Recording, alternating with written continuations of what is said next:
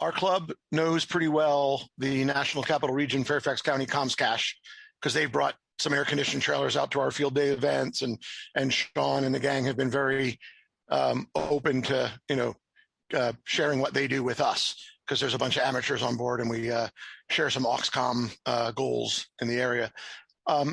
What does your role intertwine with the Comcast at all? Do you have anything to do with that stash of radios and how they use it, or is that independent?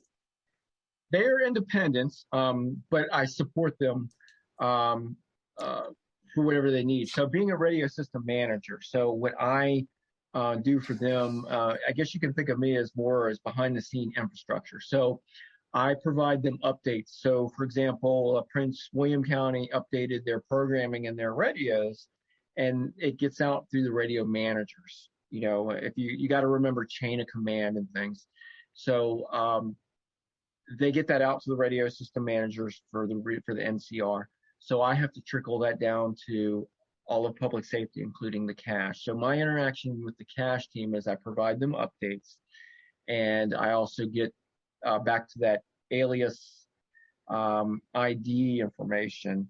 I get that from them to put in our radio system to make sure that we see their information in our radio system. But I also have to communicate with other jurisdictions to say, I think you had to step away for a second, but some radio systems in the NCR are closed radio systems, and some are open. With that being said, I just want to take a little side step on that. Is with what we're seeing in the world, security-wise, we may see an increase in closed systems. So what a closed system means is that IDs, and you can think of an ID as a radio's social security number, if you would, but an ID on a closed system has to be enabled. That's how they keep unwanted IDs out. That's how they keep outsiders or illegal radios off. So with that being said, we have to make sure they're active on those closed radio systems. So when they get a radio, a new radio, and they need IDs, they see me. I also am the caretaker of our IDs that we have that we parse out to the different county agencies for Fairfax County. So if they need something, now their IDs are more of a regional ID, and we're in Fairfax County not responsible for those. They get them through HOG, if you would. And so they're a little bit different. But I've also considered joining the team as well. It's hard with my schedule and working. I know they sometimes look for other disciplines in the county to help them out, and that's what they are. I mean, if you got law enforcement, you got firemen, and we had one person that was in the Department of Information telecommunication, a telephone guy was there helping them out. So that's the interaction that I have with the cache team.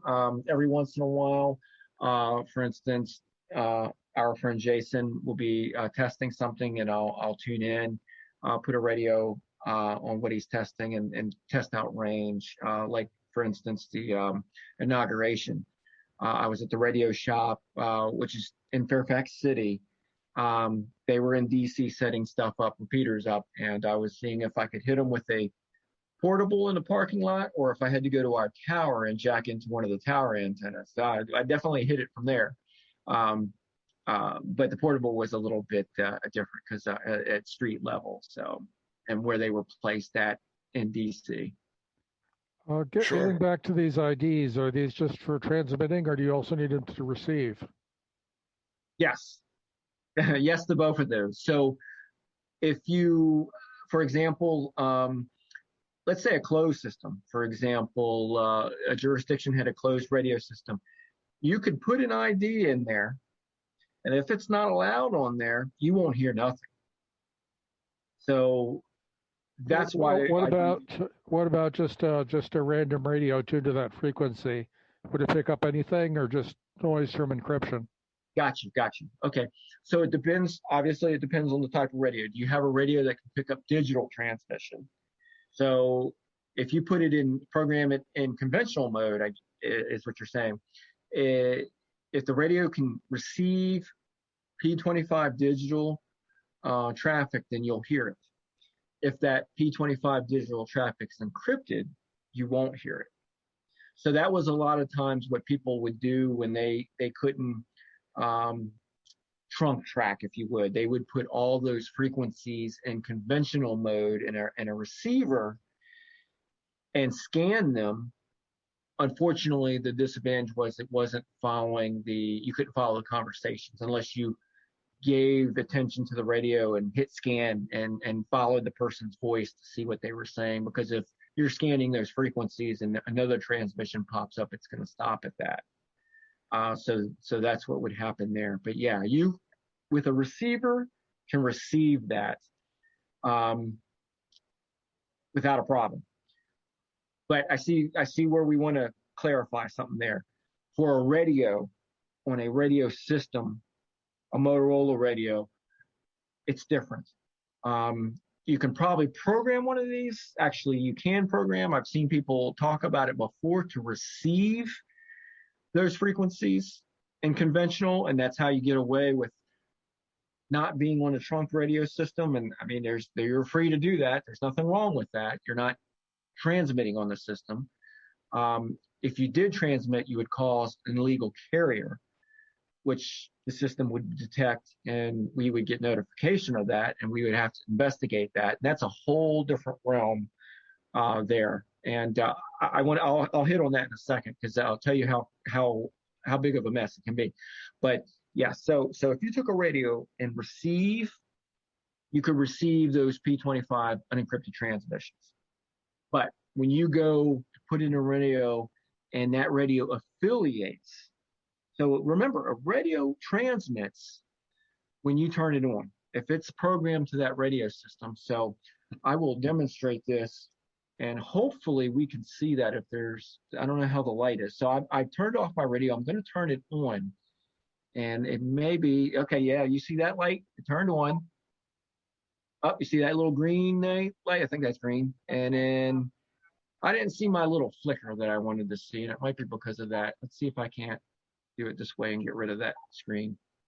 Oh, you see that little red light that flashed? That transmitted.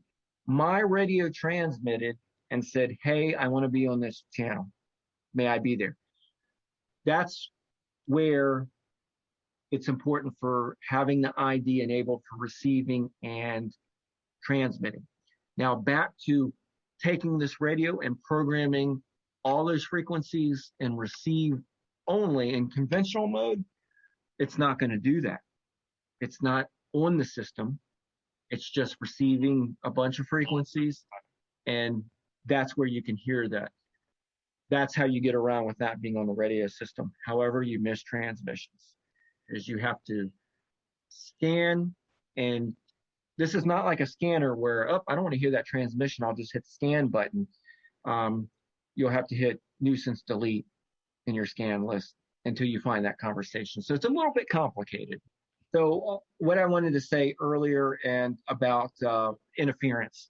So a new thing that's been arising are BDAs and DAS, distributed antenna systems.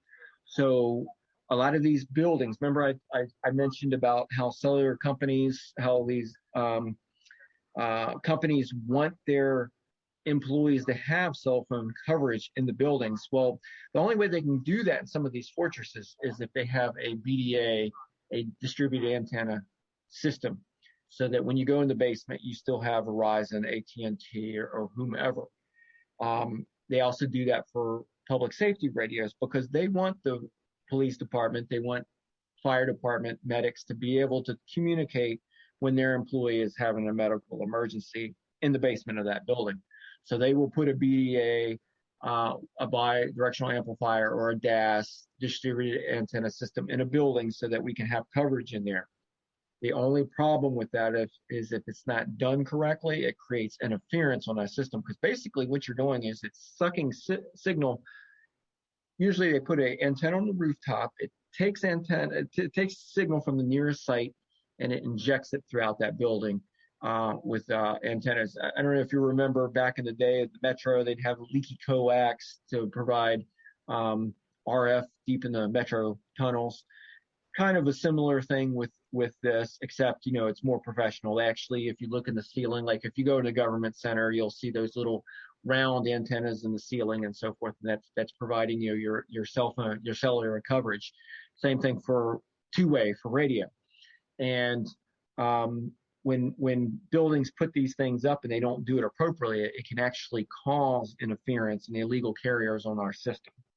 So we have to track those down. So, for instance, the Tyson site was being knocked down because of something in Bethesda that was broadcasting, a DAS BDA, and Tyson's, it would knock channels down because the control channel or even a voice channel says, hey, there's a foreign transmission here, I can't function properly, and it'll knock it off the air. And we don't like that, because now we start looking at, okay, decreased capability of our system. We have 20 channels, we're already down 5 that are reserved, although they could be used in emergency. But either way, we don't like it when somebody, creates a illegal carrier. And if you take one of these radios, and we've done it for testing purposes, and we transmit on one of our trunked frequencies in conventional mode, we created a legal carrier. So we would know if somebody was doing that, and then we'd start a rabbit hunt. I believe that's what it was, a rabbit hunt, or is it fox and rabbit? Fox hunt. Fox hunt. Fox hunt. I think I said that last time, and I kept calling it a rabbit hunt. So we can change the name. It's okay. Very good. What else do you have for me? I have another question here. Do you encrypt your data? Which data are you referring to? The digital, the voice. Does that get encrypted on your conversations, or is that? No. So there's a couple of things going on. So the data channel is not encrypted. However, it's data. We don't understand it. As far as voice goes, we do have some talk groups, some channels that are encrypted.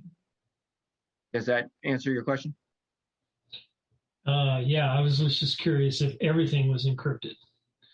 No, sir. So I'll touch on that because it's a very sensitive thing these days. So Fairfax County, as of right now, until something happens, the policy is to keep main dispatch in the clear. And we do that, again, for interoperability purposes, because that's a whole different realm. There's different classes of encryption. And some of our partner agencies or other jurisdictions are not quite up to par on the highest level. There's mixed stuff out there. So with that being said, we can't just encrypt everything, because we can potentially lock out some of the other jurisdictions that we call upon for help. So we don't want to do that. So what we do is main channels are clear, and then operational channels are encrypted. So you may hear the initial call on a barricade incident, but once they get operating there, they will switch that over to an encrypted, where once it becomes more sensitive on their operation. Just real quick, like DC, for example, they had encrypted and they forgot to notify other jurisdictions, and that locked us out. So if we went over there chasing somebody or needed backup over there, we were cut out, and we expressed our concern to them, and they made a correction. So, sometimes things happen. There's a proper way to voice concerns, and it's up to them whether they see that it was legitimate and they saw the concern and they made a correction. Question from the chat here. In reference to the RF sites, it says, who in the county coordinates the frequencies on each tower and publishes the RF exposure levels as per the FCC requirements? That is a good question. So each jurisdiction, licensing is done by them individually, and sometimes like we have a vendor that does that for us. As far as the other information, I do not know. That's not handled by me. The first part of that, so the frequencies for each site, again, we have a third-party licensing And I think that happens in the amateur radio world too. You get the mail about somebody up in Gettysburg, or maybe it's a different one that wants to do all the renewal for you and so forth. The same thing happens to us, except we have a particular vendor that we go to do our licensing for us. So for example, when we at one of our sites converted our analog frequencies to P25, that person takes care of that. We pay that person to do that. I don't know if that person provides those exposure reports. I know all the data concerning what's being radiated from that site and so forth as a part of that licensing process. And of course, at all these sites, it's the same frequency. So our 20 frequencies are shared throughout all 12 sites. The 13th site uses 6 different frequencies from the 12 sites because it's a fill-in site. And we've taken those from the analog site. So each one of those sites is licensed with the same frequencies at those 12 sites. And I believe it's broken up into a couple of different licenses to cover each site. I don't know if the FCC has a limitation on how many sites are covered by each license. With the repeaters, I guess they have you basically have a receive transmit group that are widely spaced, and then you have some broadband duplexers, or? Yes. Yeah. So if you look at a site, we have generally out of all those 20 repeaters, you're bringing all that stuff into let's see here, 3, 2, I think it depends on site. So how we set up the tower is your transmit antennas will be lower on the tower. And there'll be 3 of them. 2, 3, it depends on the site and location, right? And then your transmit will actually be, your transmit will be lower, your receive will be higher because you want to bring in the RF as much as possible. The transmit is going to be lower on there. So again, let's say we have 3 transmit and 3 receive. So that's just 6 antennas. Yes, it comes into the site, down, our heavy coax line into the combiner. And then of course we also have the duplexers. And then there's a lot more infrastructure there than I mentioned that brings us down. And even our public service radio system shares some of those antennas. You're looking at a lot of duplexers. We also have tower top amplifiers to assist with bringing all that RF into the system. Also, GPS is a big thing, and that's how we time all these sites it's a simulcast system. So all 13 of those sites, let's cut out number 13, and all 12 of these sites, 13 is an exception. So all 12 of these sites, when you key up on dispatch, you're keying up on all 12 of those sites at the same time. And that's timed with GPS. So if one of those goes off phase, then we run into a problem. And that's happened before where GPS went bad and it sounded terrible. Because again, I said, how are they transmitting different transmitters? And that's where you start thinking about this and getting the noodle working and the gears turning. It's like, how are they transmitting on the same frequency from different transmitters located different places, but not that far away? And it's because they have them all timed with GPS. So when they transmit at the same time. Now, with that being said, for your scanners, that's where you run into the multipath issues. And the scanners, because they're not a Motorola grade radio, they do they have trouble decoding, and that's why the audio sucks on those.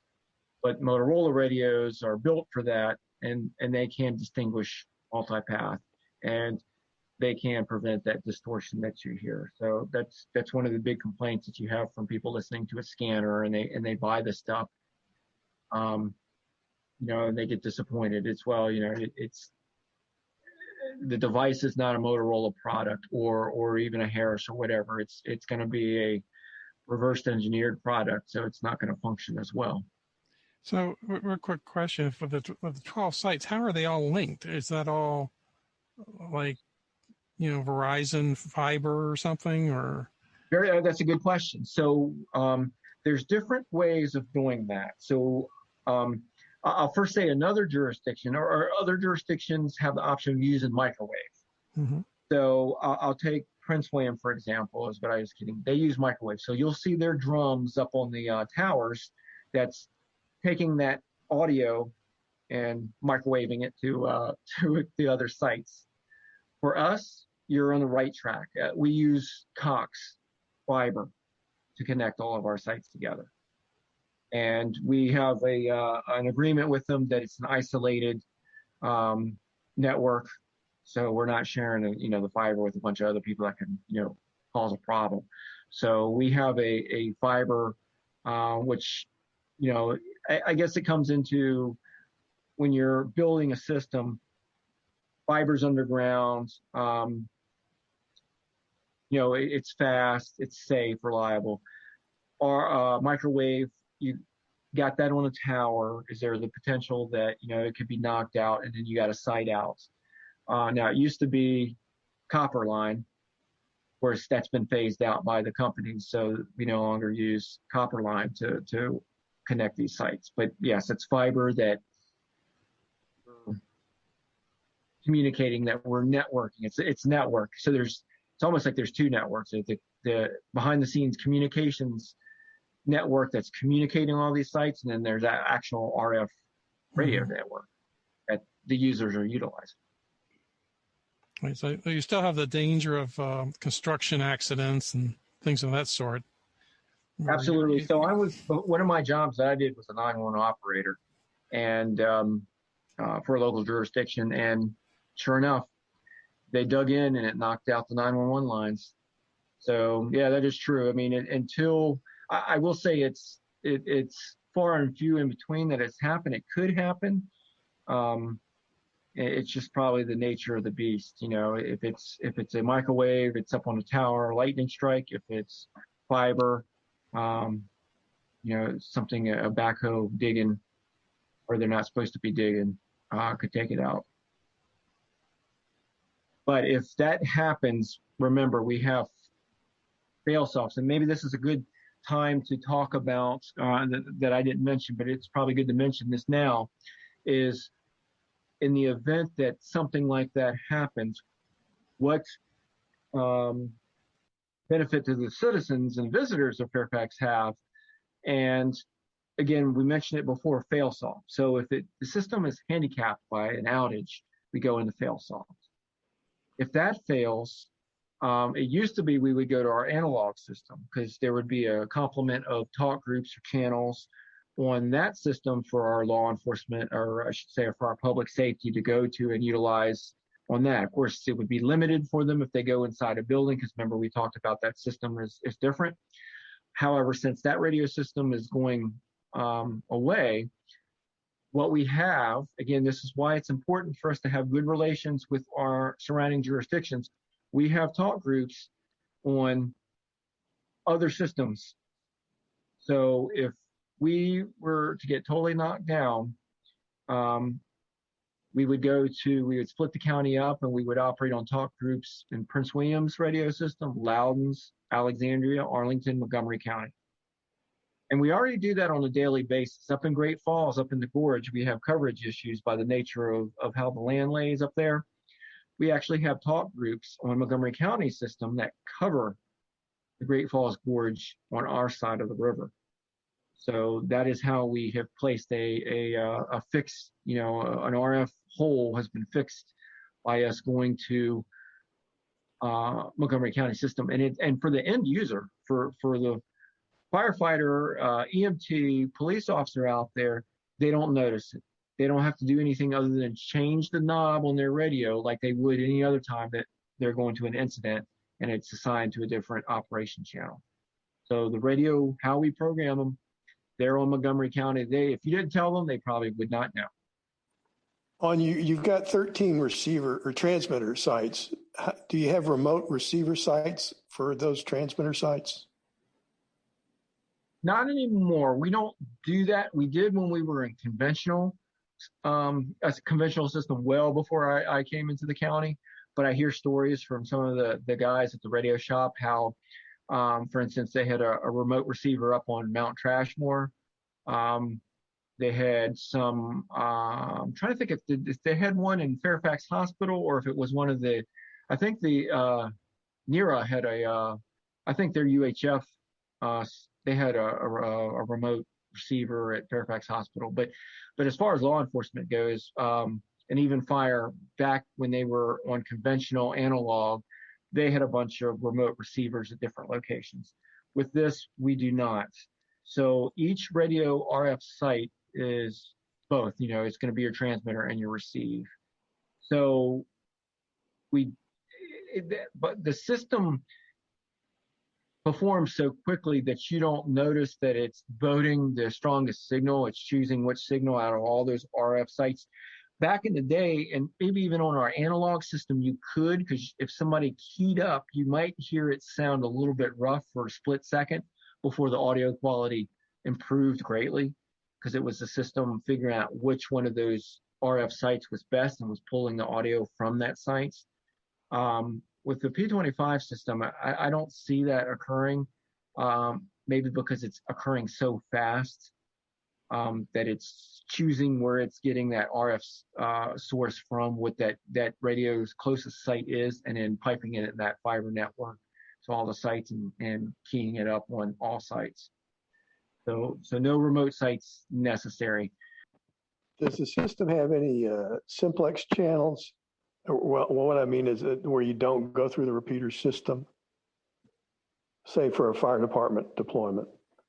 Yeah. So the system does not.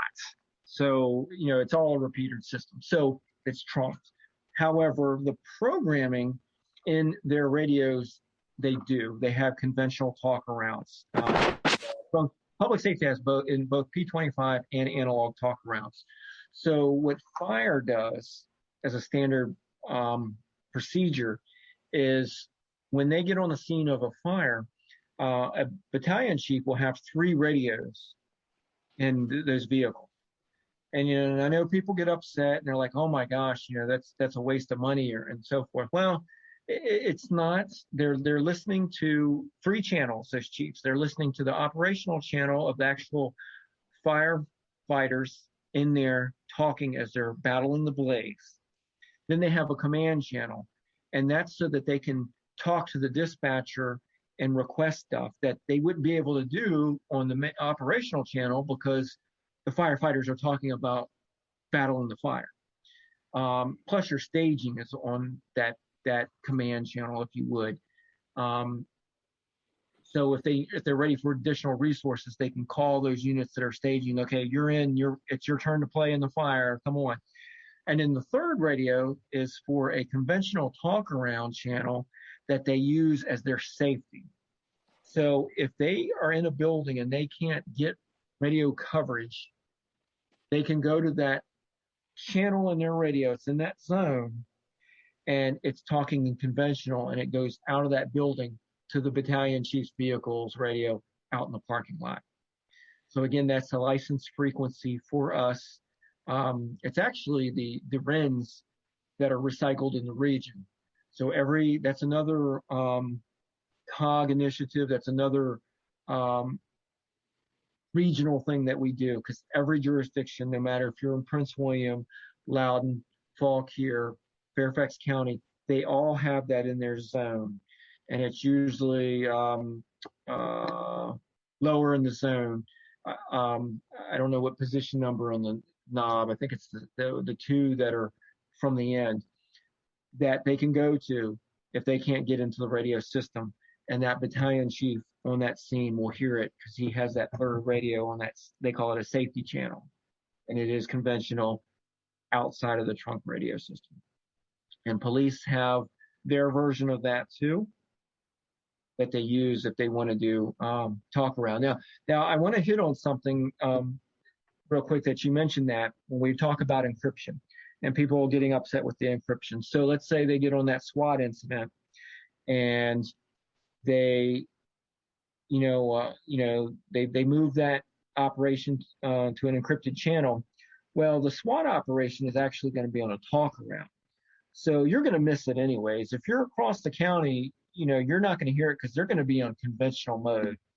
So you can get all upset if you want, but unless you're there on the scene, you're not going to hear it because they're going to be on portable talk around, and they also encrypt that frequency as well. But that's just a little thing that some people, think that they're missing out on. And it's like, even if they did put that, and they don't want to do that because they don't want any type of distortion. If they're all tightly knit on that scene right there. And I always thought that was the rule, is if you can communicate without using a repeater, you start at the bottom, the minimum, and before increasing to the technology. So I don't know if I learned that from Ham or I thought that's where I picked that up, that if we want to communicate, any one of you, and you live, in the condos down the street, and we can talk on 4652, then that's fine. We're not taking up a lot of resources. We're not using a repeater when we're, not that far away from each other, a couple hundred feet or whatever. And, we can use that to carry a conversation on. But once we get further, then we have to activate a repeater. Now with DMR, we can be clear across the state or the country and talk with each other. But again, we're taking more resources when we do that. So, so again, on that SWAT event, if they decide that they want to, take action on the suspect, they're going to be using a talk around, so they don't have to worry about any type of distortion from the system if they get in a bad coverage area. They're talking amongst each other on conventional mode. So unless you're there on the scene or it's your neighbor, you're going to miss that regardless if it was in the clear or not. Honestly, thank you so much for entertaining so many questions. It is kind of awesome to be able to let everybody kind of get what they want out.